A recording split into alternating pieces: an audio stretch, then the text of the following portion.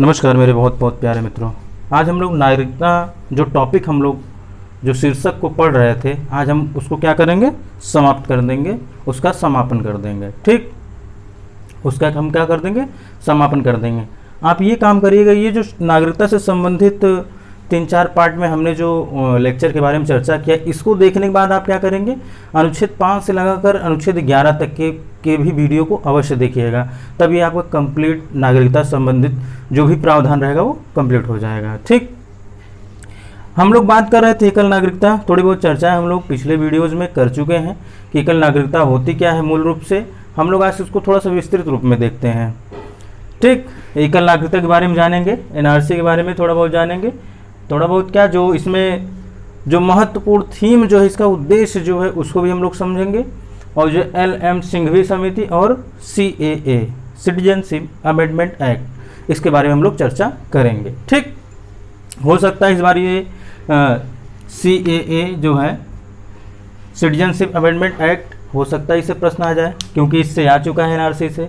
ठीक, एकल नागरिकता देखिए, हमारे भारतीय संविधान में क्या है, संघीय शासन प्रणाली को अपनाया गया है, यानी दोहरी राज पद्धति, जिसमें क्या होता है, केंद्र भी होता है और राज्य भी होता है। ठीक, संघीय शासन प्रणाली होती क्या है, इससे संबंधित अगर आया है, इसको अब हम लोग समझ लेते हैं कि ऐसी व्यवस्था जिसमें केंद्र और राज्य के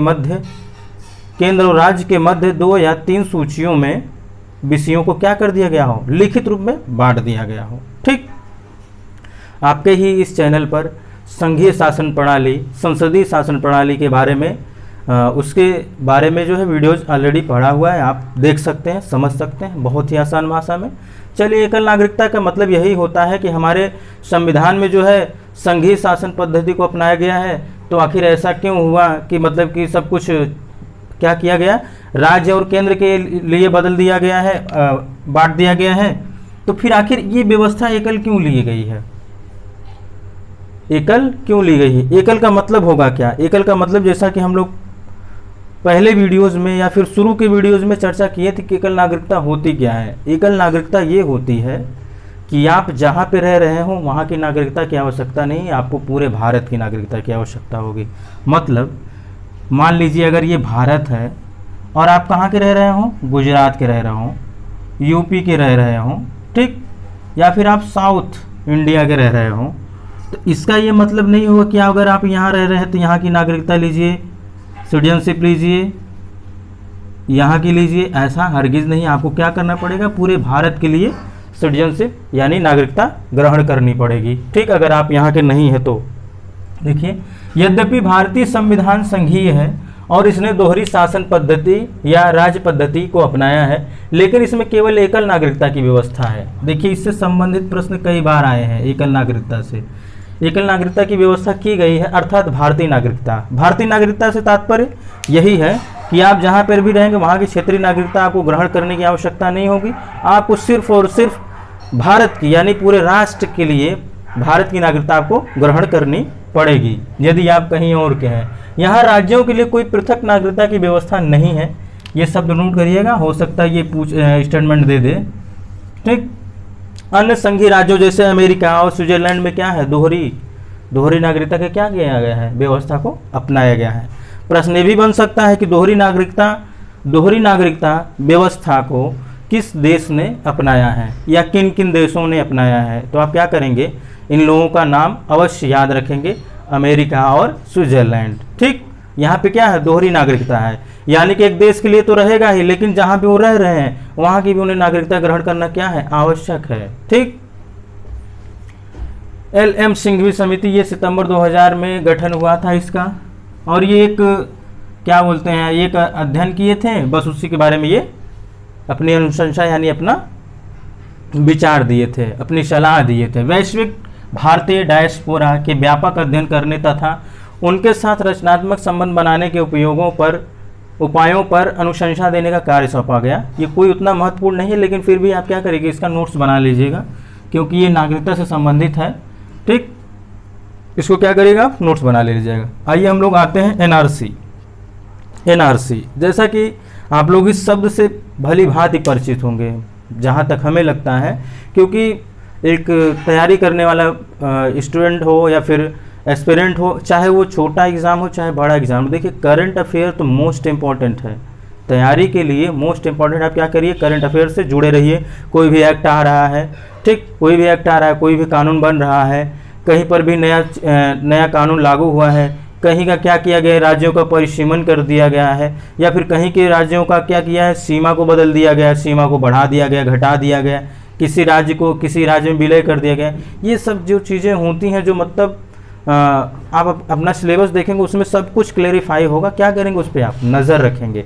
एनआरसी होता क्या है, ये केवल मूल रूप से ये कहा जाता है कि जो बॉर्डर यानी कि जो किसी दूसरे देश से भारत के राज्य जो सटे रहते हैं, उस देश से हमारे यहाँ घुसपैठिए आने की आशंका रहती है, और कई बार ये होता भी है। जैसा कि आप लोग जानते होंगे, भूटान से वो लोग आए थे, रोहिंग्या आए थे हमारे भारत में, ठीक, उत्तर भारत में। इससे क्या हुआ था कि इससे समस्या ये खड़ी हो जाती है, यहाँ की कल्चर यहाँ की क्या हो जाती है, ख़तरे में आ जाती है। यहाँ पे वैसे ही जॉब जो होती है, बेरोजगार लोग होते हैं, इन लोगों के आने के कारण और बेरोजगारी बढ़ जाती है। इसी डर से क्या किया जाता है, घुसपैठियों को बाहर किया जाता है, उनको पहचान करके, और ये जो प्रक्रिया होती है उसी को एनआरसी बोलते हैं, ठीक। और इसके साथ साथ क्या होता है, इंटरनल सिक्योरिटी के मामले में भी ये खतरा बन सकते हैं, ठीक। हो सकता है किसी हमारे शत्रु देश से आए हों, क्या करें, हमारे देश में आकर के मानव वाले जो बम हैं उसका ही इस्तेमाल करें। तो ओवरऑल देखा जाए तो कई तरफ से हमारे लिए क्या है, ये खतरा है। इसलिए हमें क्या करना पड़ेगा, इससे बचना पड़ेगा। इसका पहचान करके इनको जहाँ से आए इनको वहाँ पे वापस भेज देना पड़ता है। इसी पूरी प्रक्रिया को एनआरसी बोलते हैं। और ये अभी असम में लागू हुई थी, और सरकार जो हमारी है वो कह रही कि हम पूरे देश में इसको लागू करना चाह रहे हैं, ठीक। उसकी मंशा क्या है, वो पूरे देश में लागू करना चाह रही है। एनआरसी के जरिए भारत में अवैध तरीके से रह रहे घुसपैठियों की पहचान करने की प्रक्रिया पूरी होनी है। अभी यह प्रक्रिया सिर्फ असम में है। देखिए यूपीपीसीएस में यह प्रश्न डायरेक्टली पूछ लिया गया था कि एनआरसी भारत के किस राज्य में लागू है, तो उसमें ऑप्शन था असम और 2-3 ऑप्शन और थे, लेकिन एकदम डायरेक्टली प्रश्न पूछा गया था। अब हो सकता है CAA में भी प्रश्न पूछा जा सकता है, थोड़ा घुमा के। देखिए सरकार का कहना है कि वो पूरे देश में एनआरसी लागू करेगी, यानी कुछ की मंशा है कि वो एनआरसी लागू करना चाहती है। आइए CAA क्या है।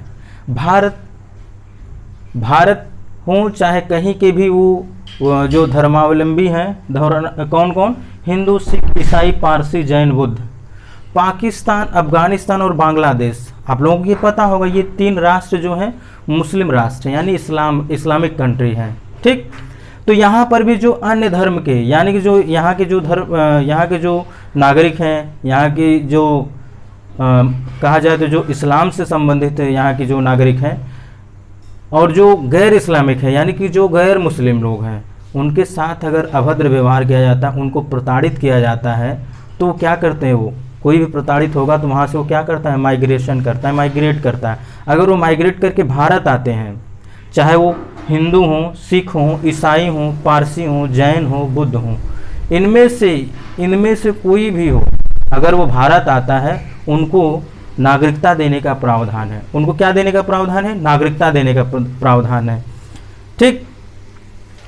अब इसका विरोध इसलिए हो रहा है कि यहाँ पे अगर ये आएंगे तो वही इशू होगा, खतरे की प्रॉब्लम होगी, और क्या होगा, यहाँ की संस्कृति को भी ये क्या कर देंगे, बदल देंगे। स्थानीय जो संस्कृति होती हैं, स्थानीय कल्चर जो होते हैं, और भी इस पर भी सुरक्षा की ही बात की जाती है कि अगर ये लोग आएंगे, हो सकता है ये वहाँ से आए हों और हमारे यहाँ क्या करें, इंटरनल सिक्योरिटी के लिए एक बड़ी चुनौती बनकर खड़े हो जाएं, ठीक।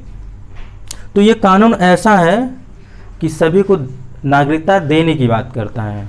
क्या करता है, उन लोगों को नागरिकता देने की बात करता है जो इन 3 देशों से प्रताड़ित हो करके आए हुए हैं, भारत में शरण लिए हुए हैं। और वो कौन कौन है, इस बात को अवश्य ध्यान दीजिएगा, हिंदू, सिख, ईसाई, पारसी, जैन और बुद्ध, ठीक। तो मित्रों आज हम लोग 4 टॉपिक पे चर्चा किए हैं, और ये नागरिकता कंप्लीट हो गया है। आपसे मैं फिर से अनुरोध करूंगा कि ये जो नागरिकता भाग 1 भाग 2 आज भाग 4 ये वीडियो बनेगा। आप इन चारों वीडियो देखने के बाद जो है अनुच्छेद 5 से लगाकर 11 तक, अनुच्छेद 11 तक ये दोनों कंप्लीट जब आप करेंगे तो ये आपका नागरिकता संबंधित कोई भी प्रश्न हो, चाहे आप यूपीएससी की एग्ज़ाम दे रहे हों, चाहे यूपीपीसीएस स्टेट सिविल सर्विसेज का दे रहे हों, या फिर आप कोई भी एग्ज़ामिनेशन जो कंपटीशन के जितने भी एग्जामिनेशन जिसमें जीएस चाहिए होता है पॉलिटी, वो सफिशिएंट है। क्या करेंगे आप उसका नोट्स बना लीजिएगा। जो जो प्रश्नों की हम चर्चा किए हम लोग उसको एक बार अपने से हल करने की कोशिश करिएगा। ठीक, तो हम लोग मिलते हैं नेक्स्ट वीडियो में, तब तक के लिए नमस्कार।